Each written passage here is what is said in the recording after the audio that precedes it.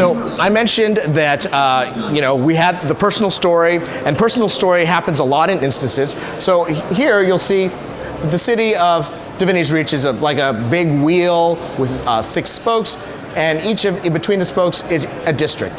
Here we have the Sama district, which is going to, for the humans, play the role of the home instance. The home instance is tied to your player. It will be set up to reflect the choices you made in your biography. But the home instance is a lot more than that.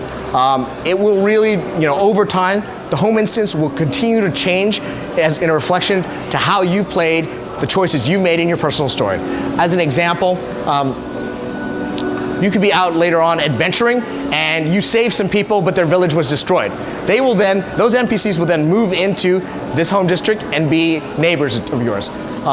One of the choices that the humans have later on in the game is they have a choice. There's an orphanage and there's a hospital in here. And you have a choice to save one or the other, but not both. Depending on what you choose, there will be one burned out building and probably a lot of sad people standing around it. And the other one will be upright and running. Really, these are just examples of kind of choices that you'll be making in your personal story that will be directly reflected in your home instance. So we'll go ahead and head into the tavern.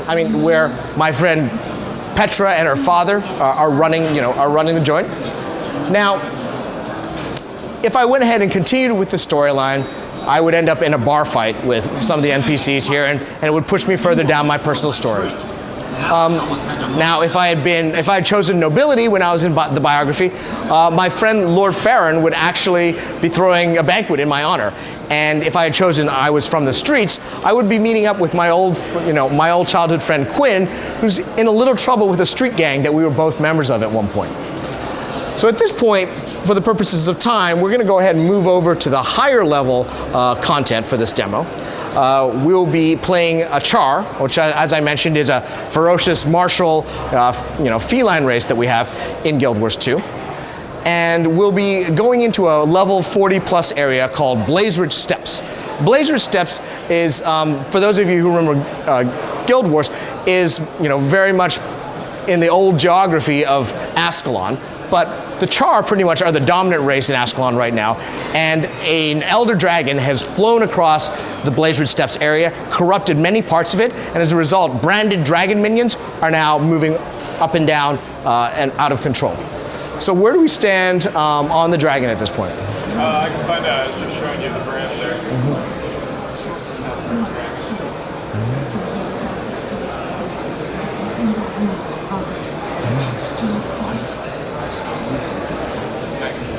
We can call them anytime. Well, why don't we can we just pour it over there? Yeah, you don't want to go look at other stuff? Yeah, let's just go pour it in there and find out the status there.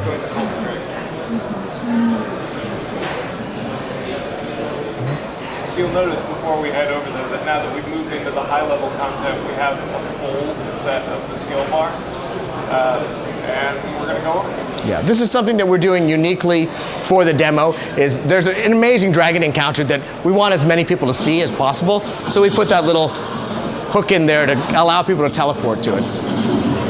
So here, let me turn the volume down on this a little bit. It's going to get a little crazy soon. So we can talk about weapon swapping right now. I mentioned that we wanted to keep the UI as clean as possible, but we did want it to keep diversity in the things that you could do. So for example, what Matthew is showing here is weapon swapping between a longbow, here's our dragon, but we don't have to engage him just yet, is the longbow and double axe. Go ahead and switch back to double axe. Double axe is a very high DPS combination. And everything from like axe strokes to the ever popular whirling axe, which basically sends him spinning around, causing all sorts of damage. And you know what? The first time I saw that, I said, that is a fun skill. If it didn't have, if it didn't have a cooldown on it, I would use it all the time. But that would be a little overpowered. So go ahead and switch over to bow and show off some of the cool attacks you can have just with the bow. So one of the things that we did is with the warriors, we wanted to give them more to do than just be the guy who holds the sword. So they're allowed to use weapons that you would normally think of would be for other professions, but they're tailored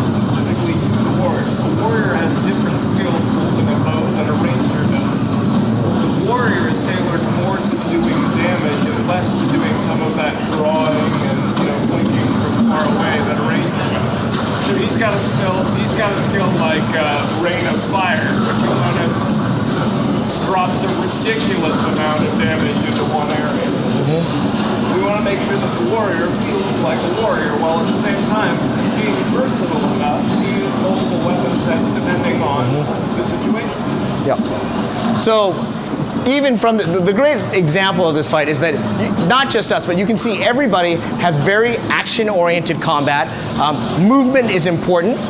What Matthew is doing here is reviving somebody on the battlefield, and you'll see oftentimes it's not just one person who tries to do the reviving. So we've seen on the floor, people who are playing the demo, they like reviving other people.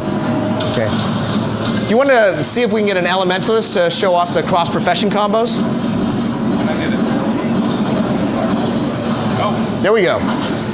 So here's an example of two professions comboing off each other. An elementalist just dropped a firewall, and Matthew just both shot arrows and used whirling axe through it and started sending off fireballs in all directions and lighting his arrows on fire. This is an example of kind of ad hoc tactics that people in people in Guild Wars 2 can do, where you don't have to be partied together. You can just be using your individual skills, and if you're paying attention to what's going on in the battlefield, you can actually have some great combat moments.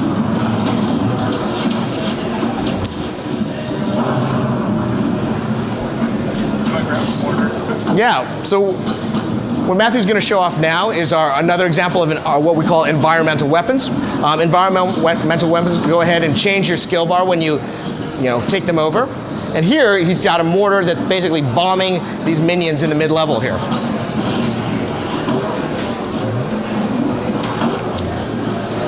So before we really try to take the Shatterer down, do you want to show down skills? Okay. So the other thing that's been rather controversial and interesting about our combat system is that when you health bar goes to 0, you are not immediately dead. You actually have a secondary bar that, well, that person just revived us.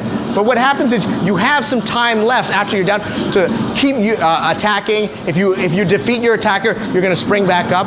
Likewise, one of the skills he's got is it will pop him back up for like 15-20 seconds, and then he'll just fall right down and he'll be defeated unless someone comes down to revive him. We found that this is not only a fun mechanic, kind of last-ditch attempt to get back up, but also it just keeps combat moving faster. And again, that's different for every profession. The down skills that you use, for example, when the warrior goes down, his first skill is to throw a rock. His second skill is to rally the people around him to fight harder. His third skill is the one where he stands back up for 30 seconds before going completely out, exhausting and keep reviving me. Whereas the elementalist casts out electricity or causes the earth itself to reach up and grab opponents. In addition, with the waypoint system, even if you don't manage to take out an enemy and rally, even if you don't manage to get somebody else to come and save you because, they're all busy with the fight or you're out on your own in some godforsaken area, you can go back to the nearest waypoint and come back to the thing just like you would be able to, even if you were alive. Well, I've just been told we have 5 minutes left. So I don't know that we'll be able to get the Shatterer down in 5 minutes. It'll be really close. But as you can see, the Shatterer is an impressive boss monster. He's very sophisticated. Great. He has all sorts of different types of attacks. A team is going to have to be paying attention to what's going on to really take him down. Nevertheless, this is the kind of boss monster that other MMOs would put at the end of a really long instance raid or dungeon. And what we wanted to do is take encounters like him and bring him up to the world so that more people can experience it. In addition, this is the sort of event that we want to have affected by other events. So you notice that there are those cannons that are up at the top. There are 4 of them. 2 of them don't function all the time. In order to make sure that they have function, there's an event chain that leads up to this. So you'll need to make sure that you escort the people to a certain area. You'll need to make sure that you hold down the area and keep it clear while they repair the cannons. Otherwise, this fight is going to be a lot harder because those cannons do a lot of damage against the dragon. And so we want to make sure that even during a boss fight, it's because of the way people have interacted with the world that determines how that boss fight will go.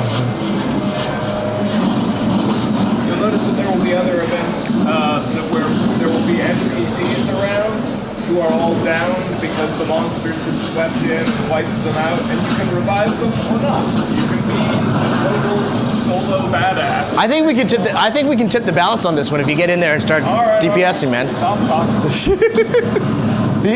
We're really close. Here, I'll pull it up.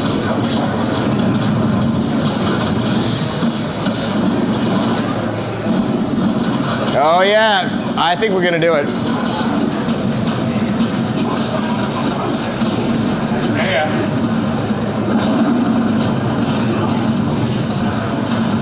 There we go. And now we'll find out why he's called the Shatterer. There